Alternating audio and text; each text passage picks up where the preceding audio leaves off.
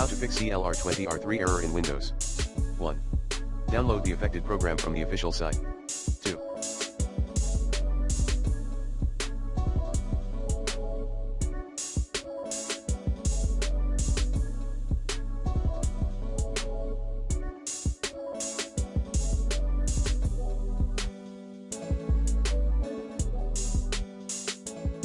Run program in compatibility mode.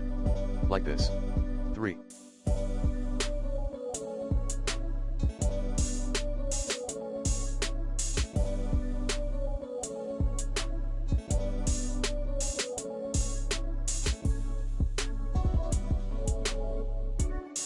Install supported.NET Framework version 4.